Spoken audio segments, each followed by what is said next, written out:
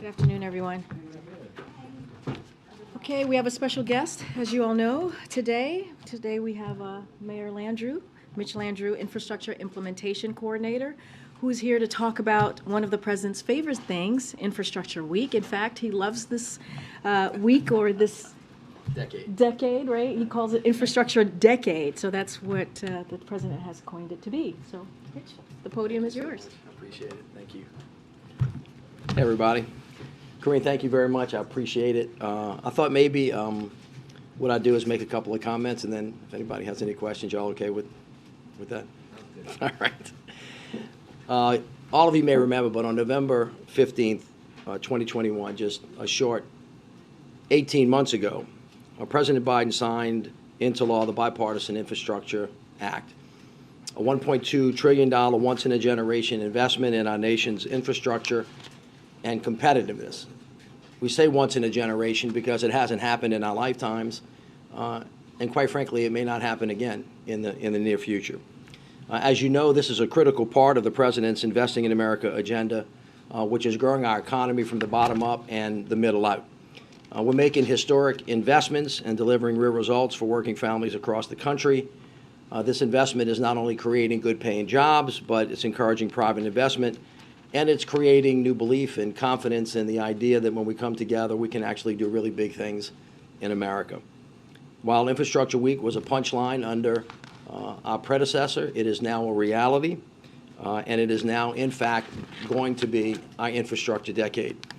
Next week actually is Infrastructure Week, but now the difference is we're in full progress. We're breaking ground, we're turning dirt, and we're getting it done. There is no way for us to get from work to home, to our kids' schools, to our mosque, our synagogue, our church, to our playgrounds, to keep the economy humming, to get goods from ships to shelves without good roads, bridges, airports, ports, and waterways. There's no way to keep our economy humming, to make sure that everybody in America has access to knowledge, to make sure that farmers have access to precision agriculture, or people that live in rural areas have access to telemedicine if we don't have access to high-speed internet, which is why this bill also makes sure that that happens everywhere in the United States of America. The President and the Vice President think that everybody in America has a right to clean air and safe water, which is why there are billions of dollars to make sure that we get lead out of the pipes, to make sure that we clean up abandoned mine lands, to make sure that we clean up orphan well Superfund sites and brownfield sites, to make sure that the Great Lakes are cleaned up and the Everglades and the coastal parts of America. And then finally, to get ready for the existential crisis that is upon us now, the climate crisis, we all need to prepare for a clean energy economy. That is why this $1.2 trillion bill is so critically important to the people of America, and that is why it was on the top of the President's list. We're going to do this on time, on task, and on budget. We're actually getting it done. To date, we have announced over $220 billion in funding for over 32,000 projects, reaching over 4,500 communities in every state in the nation, all of the territories, and D.C. And today we are launching a new map at build.gov to showcase that progress, not only for the 32,000 specific projects, but for the major projects, highlighting all the signature projects in all of the states, territories, and in D.C. Now, that's a lot of projects and investments in a short period of time, so let me dig into some of the details and tell you what that really means.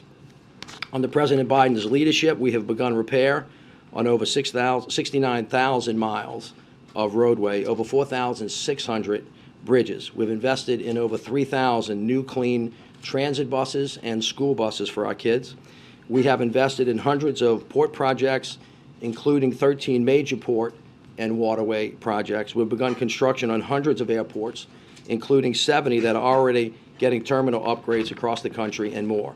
Now, these projects, as you must imagine and have heard the announcements, grow by the week. Just take a look at the work that's happening across the country as we speak. In fact, today we're breaking ground in New Haven, Connecticut on the Walk Bridge, which runs from New Haven to Mount Vernon, New York, a crucial connector on the Northeast Corridor for the Metro North Amtrak and freight lines. Also today, the Corps of Engineers is breaking ground on the final phase of a $2.9 billion flood resilience project in Fargo-Moorhead metropolitan area in North Dakota to better protect that major health, education, cultural, and commercial center from flooding. Next week, the First Lady will be doing Tribal Broadband Project kickoff in Alaska. We'll also be announcing new funding awards for FEMA resilience grants, which are much needed, and I will break ground next week a $1 billion series of locks along the Mississippi River in Illinois, Iowa, and Missouri with the Corps of Engineers, a critical project for our farmers and our agricultural community as we move goods up and down the mighty Mississippi River. Now, this is happening all across America from coast to coast and in the heartland and everywhere in between. All of you will recall, I hope with great fondness, that the President kicked off the new year at the Brent Spence Bridge on the Ohio-Kentucky border, where we're investing a total of $1.6 billion for that existing bridge, and then we're going to build a new one right next to it to relieve the congestion and improve travel time reliability on one of the most critical arteries of our nation's supply chain. And we're breaking ground on that project actually later this year. We're also seeing some early projects get started and actually get finished. Just a few weeks ago, I was in San Diego at the West Mission Bay Bridge to celebrate the replacement of a 70-year-old bridge spanning the San Diego River. That was the largest project in the city's history, and it's going to transform the day-to-day commute of the folks that live in that area. Now, as predicted by President Biden, our investments in infrastructure are motivating the private sector to manufacture and build things in America.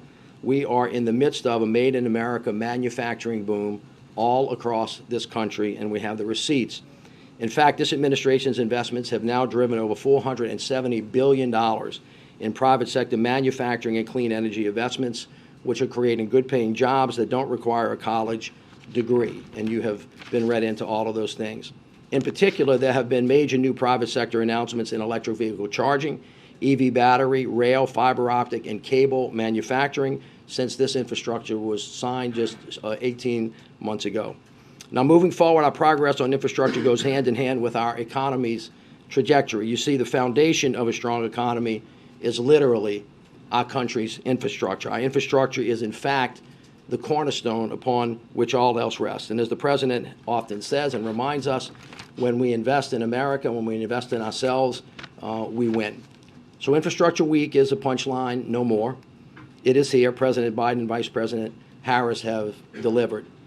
Now, it's Employee Appreciation Week, and so I would be remiss if I did not just take a minute to thank all of the folks that have made this possible. The President has always said when we come together, we can do big things in America. So the President, the Vice President, all of the cabinet members, all of the federal employees, we have 5,000 new of them who have been working on this project. The partnership with the mayors and the governors, the partnership with the business, the labor, the private sector, the faith-based community, and of course Congress have made this possible. The President, the Vice President, and the cabinet have made over 300 trips to talk about this across the country. And as the President often reminds us, this is what a one-team, one-fight mission looks like and why America can do big things when we come together. So 18 months in, we hit the ground running. We're now seeing real tangible progress, and now it's time for us to finish the job. Thank you all very much. I'll be happy to answer questions that you might have. Mitch, can you give us a sense of how the debt ceiling debate and potential negative outcome will impact the infrastructure spending and the law, and can you also give us a sense of how red states are taking the money, and if anyone voted against it is saying no thanks? Let me do this backwards. They're taking it fast, the red states, and nobody has returned a dollar. Everybody has been a ready and willing partner, and of course, as I said, these projects are in all 50 states. They are touching 4,500 communities. They're in the territories, and they're in D.C. On the debt limit, I'll make just a couple of comments. I know that y'all have spoken a lot about this, but as the President said, America's not a deadbeat nation. Avoiding default is a basic duty of Congress, and in fact, this is a manufactured crisis. And as the President said, and as I've said to many of you today, there are presidents investing in America. Agenda is working. They've got to keep the progress going. 12.7 million jobs, 800,000 manufacturing jobs, which is the proof of the manufacturing boom that we have. 3.4% unemployment, a Made in America manufacturing boom. And of course, as Moody said, and you all have all heard this and reported this, a default is going to cost us 800,000 jobs, push us further into recession, raise the cost of everything, including borrowing. And that really kind of threatens to do all of this major progress going forward. And my sense is that we have never been here before. at least at this particular point. Nobody wants to see it happen. The consequences are unpredictable, but it can't have anything but negative consequences on the work that we're trying to do. Thank you for being here. If I can ask you about the debt ceiling conversations, not that you're privy to every one of these, but obviously you're privy to the process of trying to build around the country right now. How critical is the idea of permitting reform, and is that something the administration would be open to because you think it would make the job easier and something you should embrace going forward? Well, they're not necessarily connected. As you know, when you have the incredible opportunity that we have in front of us, 12.7 million jobs, a 3.4% unemployment rate. Any president in history would trade President Biden's numbers right now because nobody's come close to them. That's in 2 years what most presidents have not been able to do in 4 years. So when you're trying to build new things and you're trying to build things fast, you got two major issues that you're working through. One of them is permitting and one of them is workforce. And of course, from the beginning, we have been working on getting things built faster and permitting things faster. As you know, Senator Manchin had a bill. That bill failed. That bill has now been reintroduced. The president continues to support that bill. On the executive branch side, we're doing everything we can to speed up how we actually greenlight projects. We want to dedupe, series because things used to go in sequential order. We want to make sure that we have the right data. We want to make sure that we're doing the right community involvement, because if you don't, that has a higher risk of litigation. And then finally, we want to make it faster to go on clean energy. All of those things are in play, and we continue to work. Helps, it doesn't hurt in your view. It does, but they're not necessarily connected. Right, They were bills. building, yeah. Absolutely, 100%. It's better. We've got to go faster. We got to do better, and we got to do more. Are there any contingency plans being put into place when it comes to these infrastructure projects in the event that there is a default?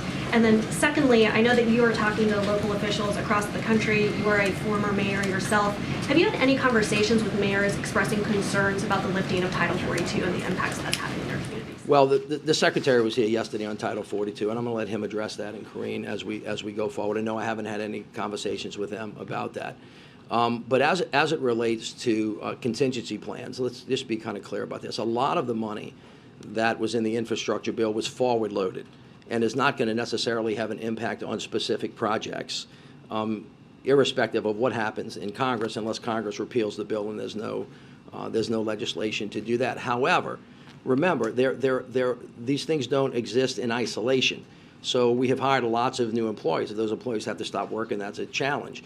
You have seen what are the potential cuts. A 22% cut is going to impact what the federal workforce can do or cannot do. If you have a default and it slows the economy down, it's going to have a natural impact on everything that we're doing in the country, in the public and the private sector. But the specific technical answer is a lot of the bipartisan infrastructure law funding was preloaded and is not at this moment in play on the kind of discussions they're having on the Hill.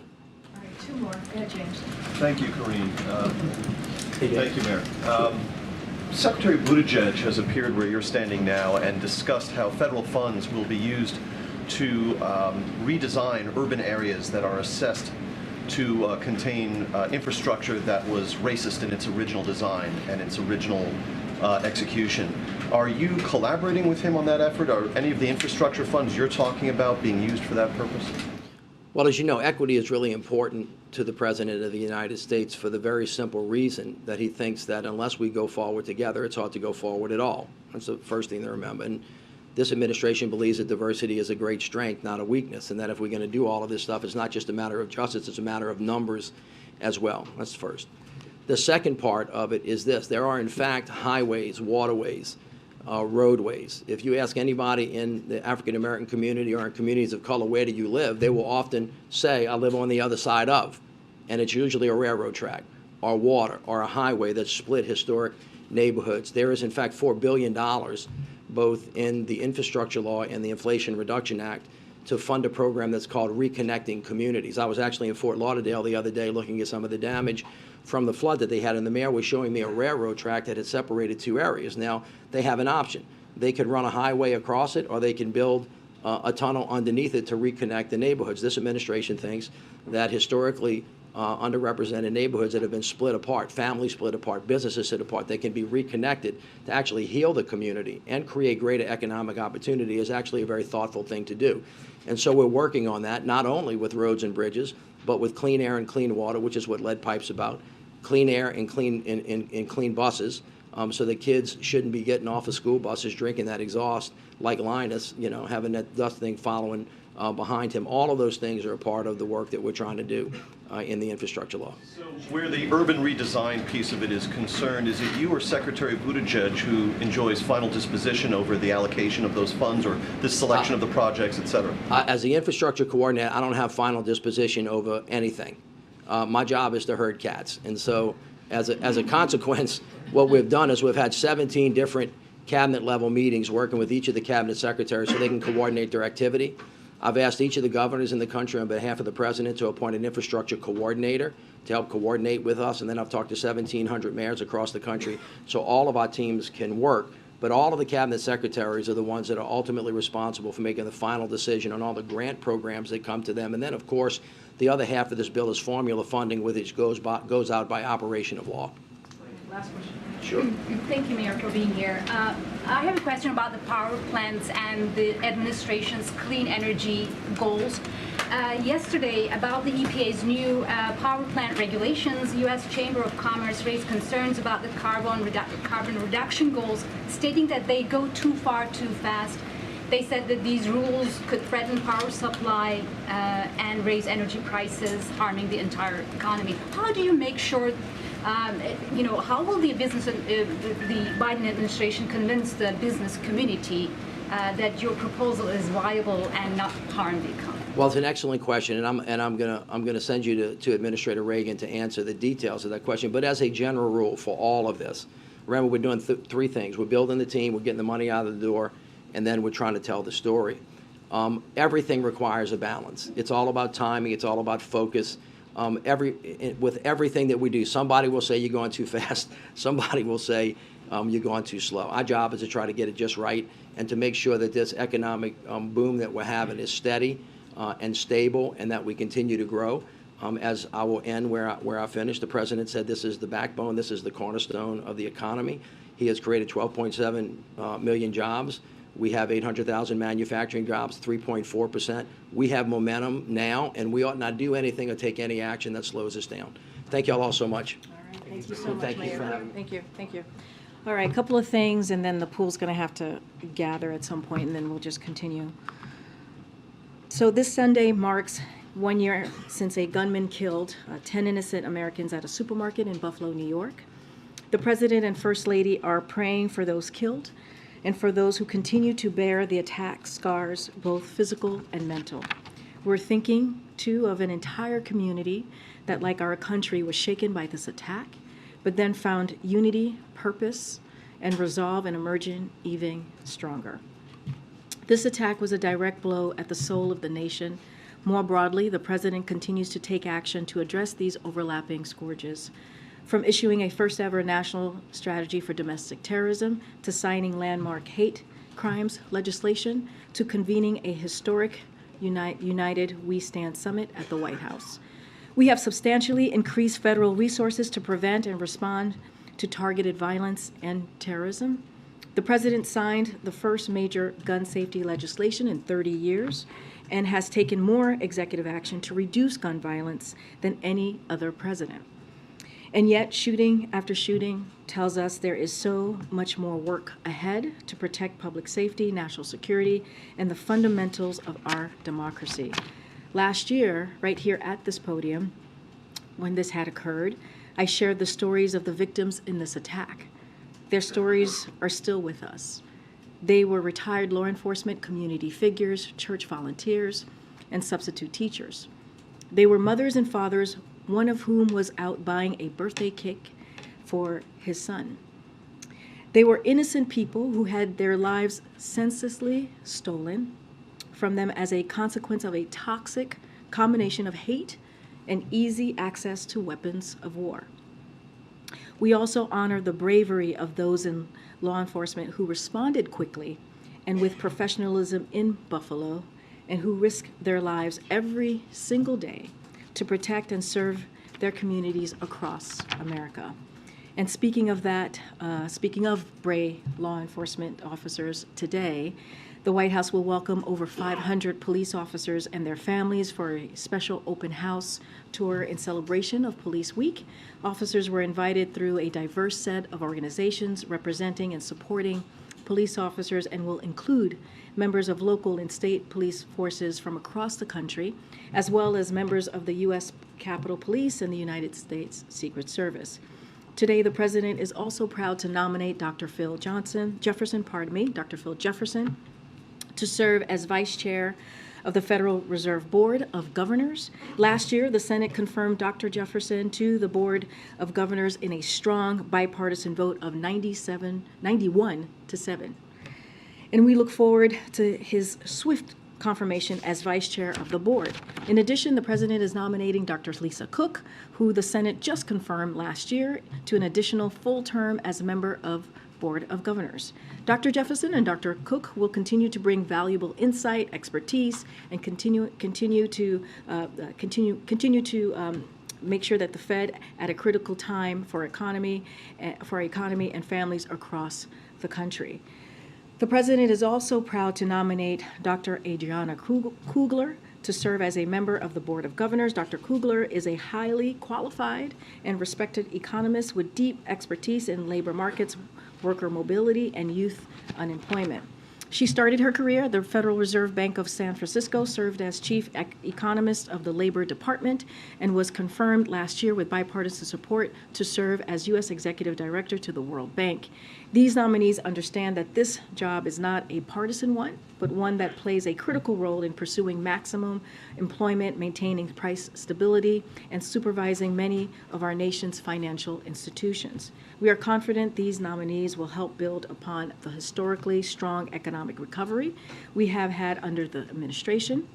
We are grateful to Senate Banking Committee Chair Sherrod Brown for his leadership support in moving these nominations forward quickly. Tomorrow morning, and this is the week ahead for all of you, tomorrow morning the President will travel to Capital One Arena in Washington, D.C. to deliver the 2023 Howard University commencement address.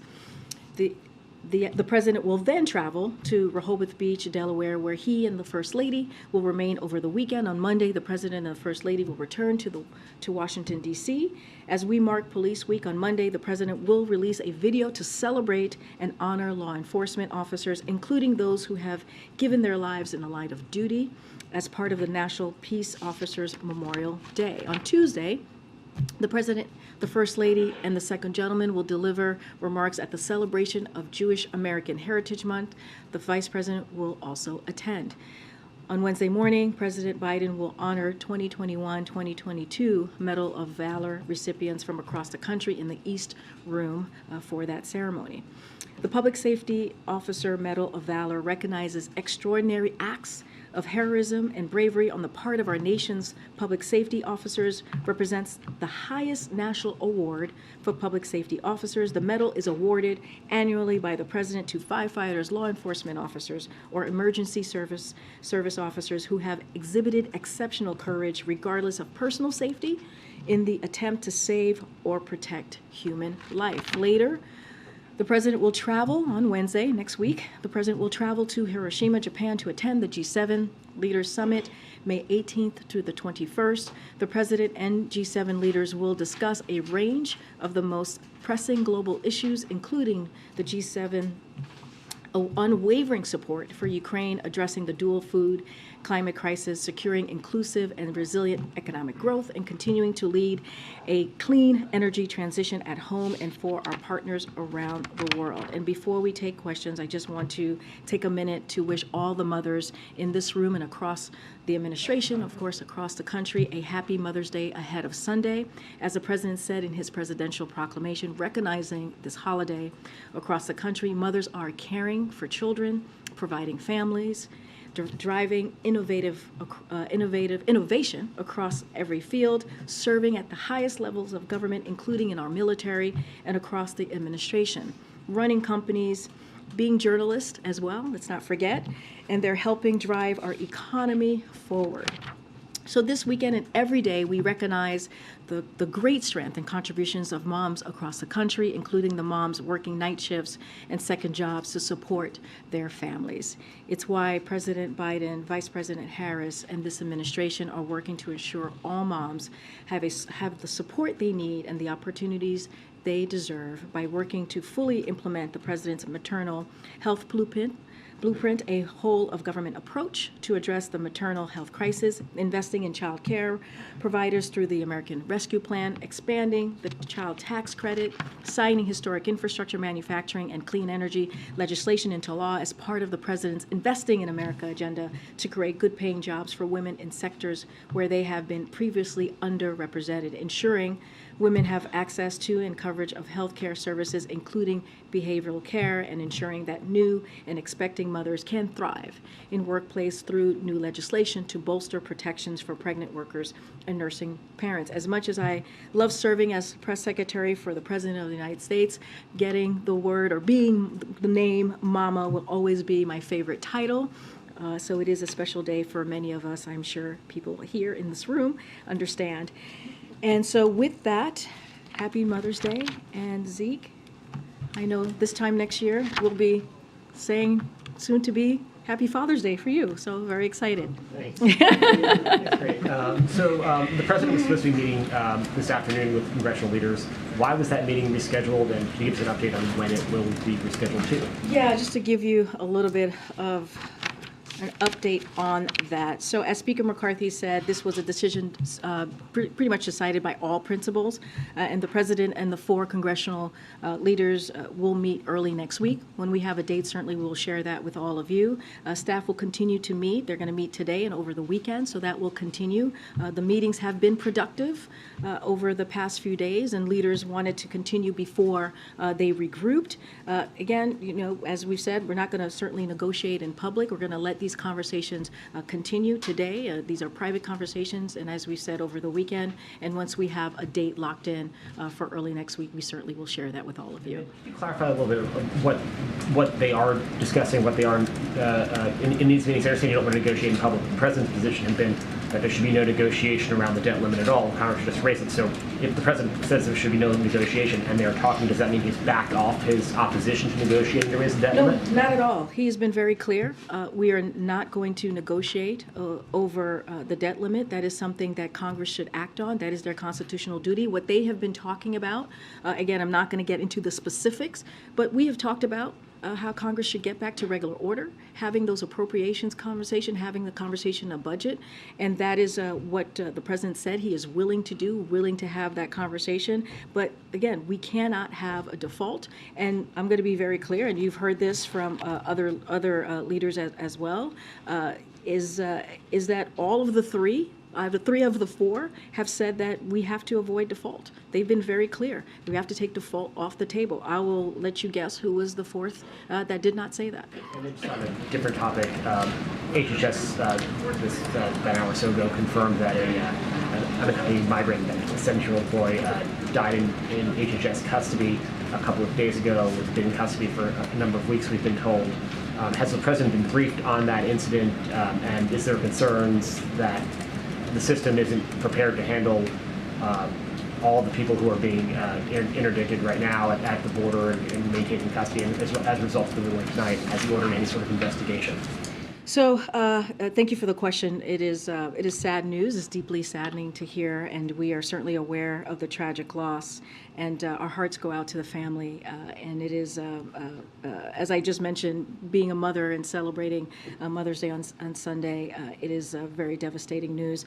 There is a medical investigation that was opened on May 10th, and so I don't want to get ahead of that. We got to let the investigation go through, and so any specific questions, certainly I would have to refer you to HHS. I haven't actually spoken to the president about this, so I don't have any information if he's been briefed on this. But I can say that there is a medical investigation that was open on May 10th, and we're just going to let that go. I think I'm getting the sign for the pool.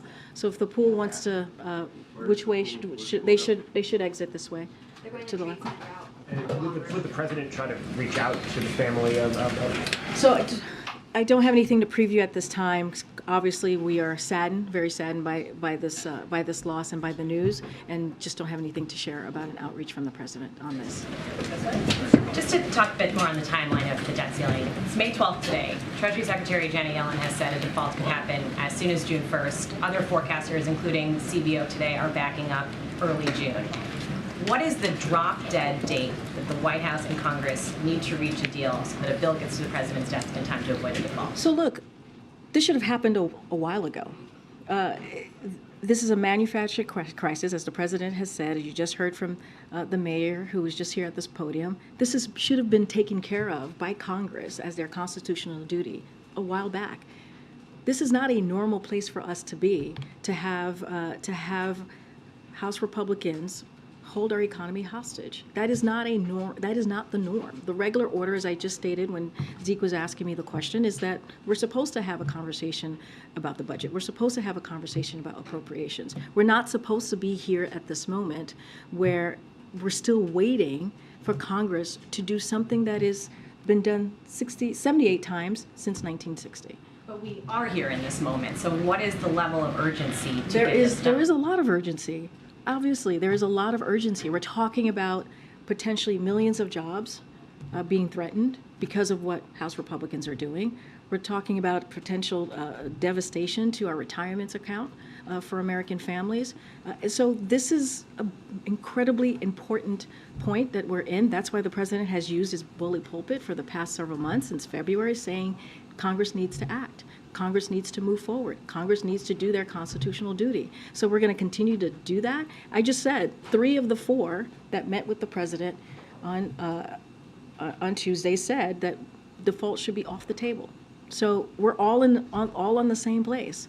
It's the speaker that needs to really answer this question. And just a quick follow-up, how worried are you that as we get closer to that date, there will be threats to the economy? We saw back in 2011, just getting close to the X date resulted in a lot of Yeah, pain. we are worried. We are very worried. When you think about default could, as I said, 8 million jobs, cause a recession, devastate retirement accounts, increase unemployment by 5%, increase costs for families, halt Social Security, Medicare, veteran care, and all other government payments.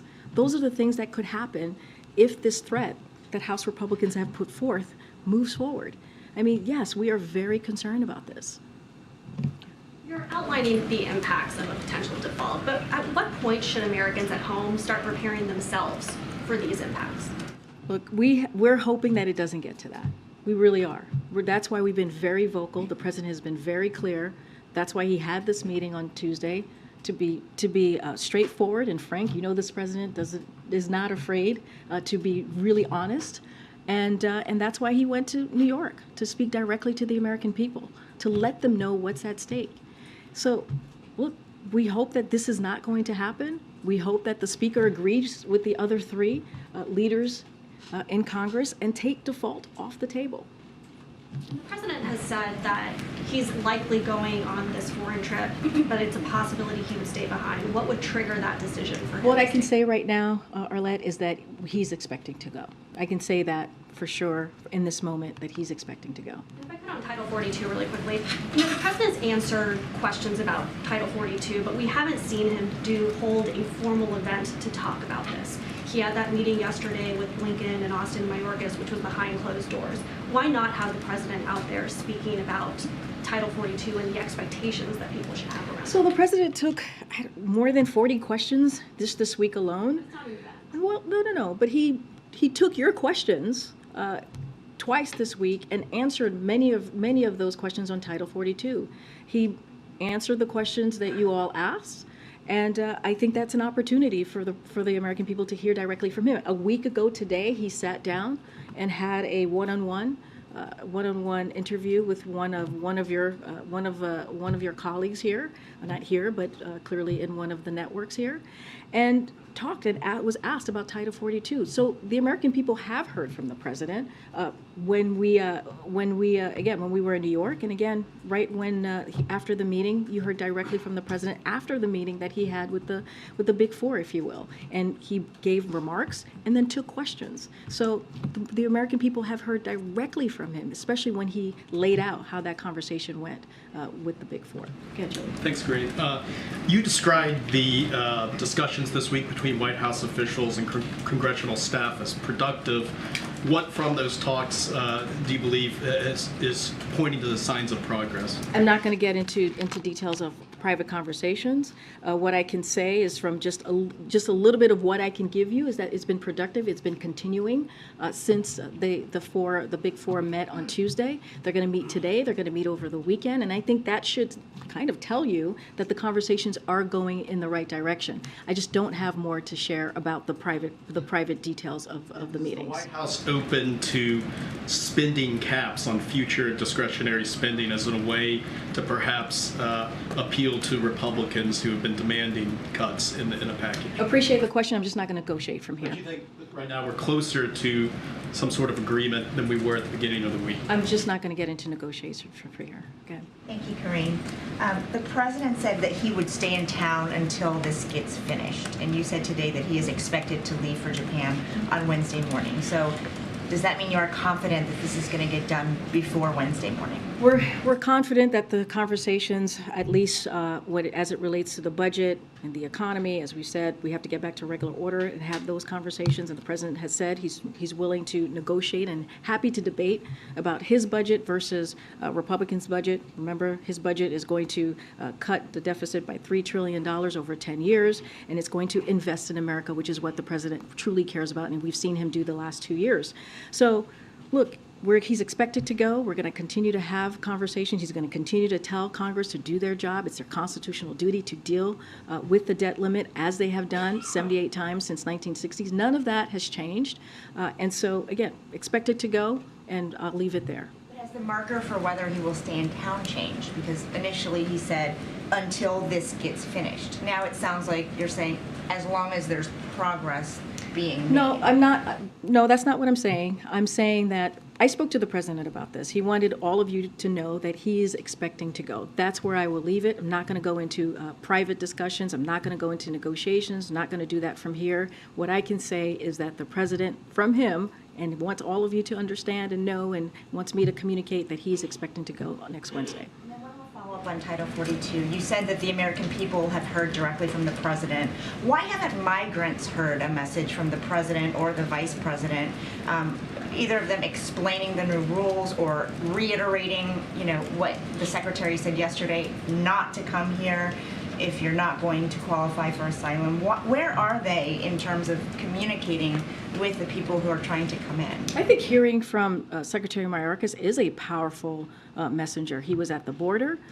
He was here for more than 50 minutes taking all of your questions. He's been on TV doing kind of a Ron Robin today and other days as well this week. And he's been very clear what the message is to migrants who are coming. Look, our message has been very clear for the past couple of weeks, especially as we've been putting this plan together, really for the past 2 years, which is we got a robust plan in place to humanely manage the border through enforcement, deterrence, and diplomacy. We've been very clear. We want a system that's humane, that's orderly. That's what the president said on the first day that he walked into this administration, putting forth a piece of legislation that is comprehensive. Remember, this is a problem that is decades long. Secretary Mayorkas said the last time that we have changed the law or we've seen laws change around this issue was back in the 90s.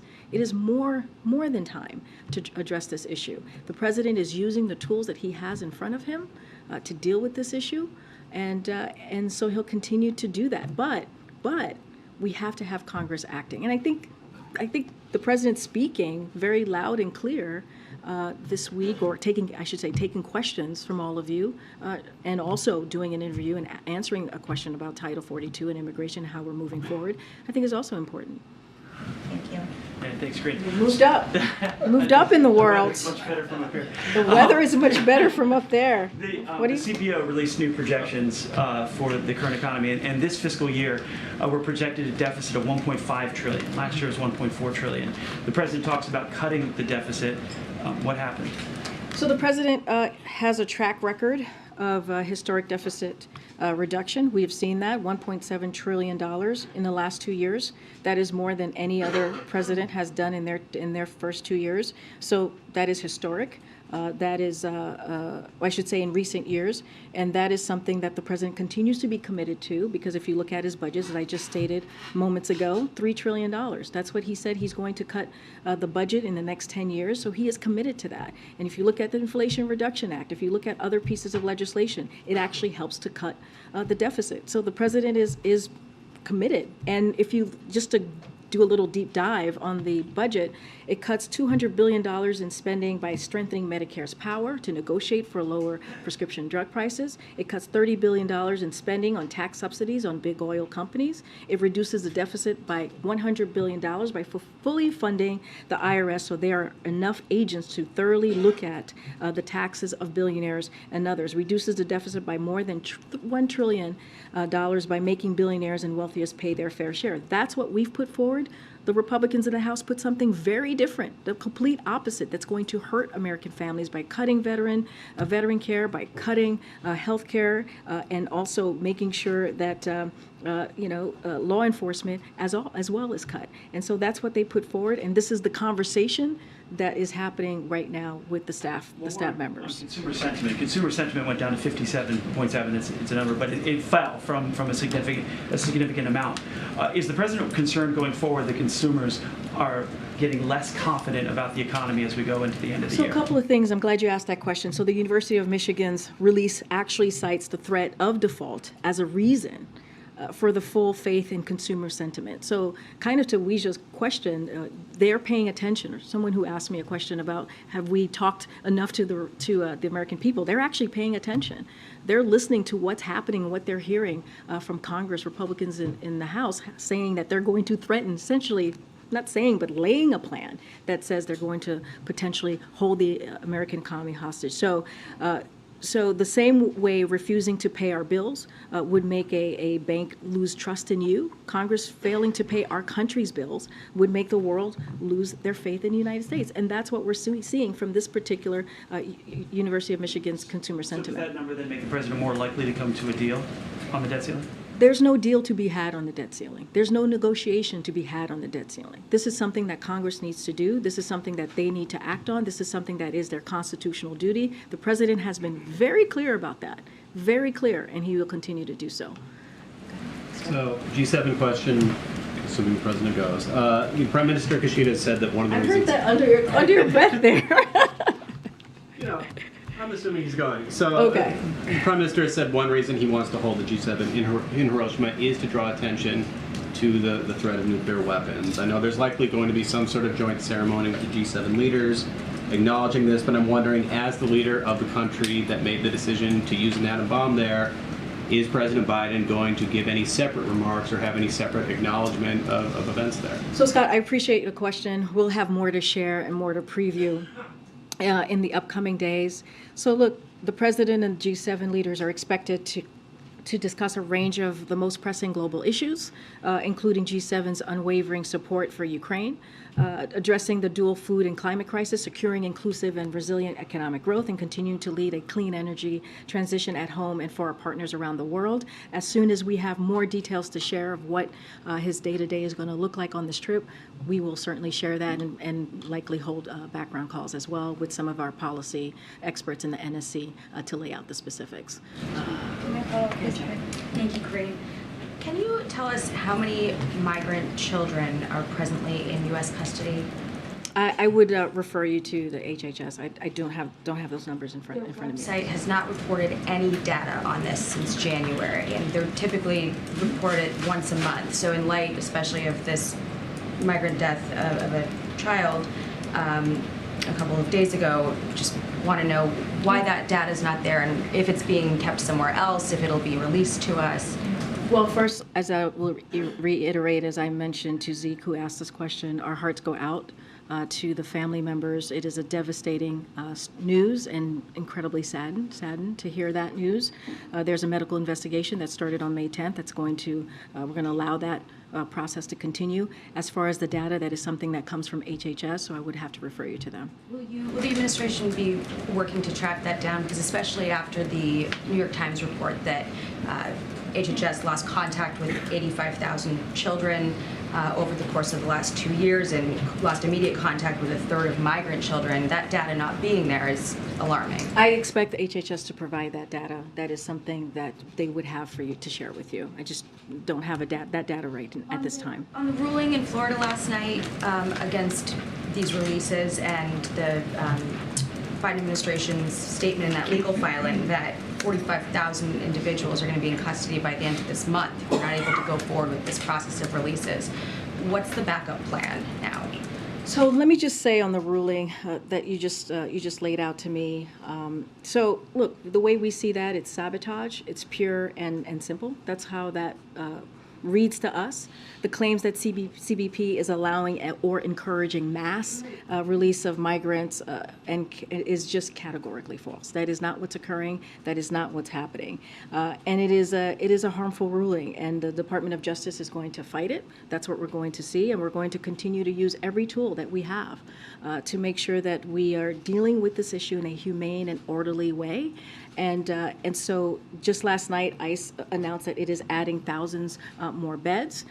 But look, Republican elected officials continue to play games here. They continue to have political stunts, and they don't want to solve this problem. They want to use it, again, as a campaign tool for them. And so what we want to make sure is deal with this challenging circumstances. That's what we have done since day one of this administration. Just a couple follow-ups to the questions asked by my colleagues in the second row. First is, what's the White House's message to progressives who are reading about the substance of the talks about spending caps, and there might be expressing some nervousness? What's the message to them? Just not going to negotiate from here. We're going to have a conversation as they have been having. The president is happy to have a debate to compare what he's put forth to show his values for the American people as it relates to his budget and investing in America, how he's going to cut the deficit by $3 trillion over 10 years. That is something that the president is willing to have. And you know, we're just not going to negotiate from here. The House Republicans have been very clear how they see moving forward, and the cuts that they've put forth, those 22% cuts in veterans and health care and public safety, that's going to hurt American families, and I'll just leave it there. Follow up to Scott's question. When the president goes to Hiroshima, will he issue an apology on behalf of the United States? Not going to get ahead of what next week is going to look like on the president's schedule. Just not going to get ahead of that. Go ahead. Thanks, Karine. Just to follow up, you just described the ruling as from last night as sabotage, pure and simple, but it does change how the administration potentially handles the situation on the southern border for at least the next 14 days. So what changes may or may not be made policy-wise on the southern border? What I can say, look, I said this already, it's a harmful ruling. We're going to let the Department of Justice deal with this ruling. What we're going to do, and I just mentioned, ICE has announced adding thousands more beds. And so we're going to use the tools that we have in front of us to deal with this issue. But look, we need Congress beyond that, beyond the ruling, beyond what we're seeing from the sabotage. As I said, pure and simple, this is sabotage. We want Congress to act. We want Congress to take action, and we just have not seen that. Again, the president's going to use every tool that he has, as he has been for the last 2 years, to get this done, but we need to see Congress act.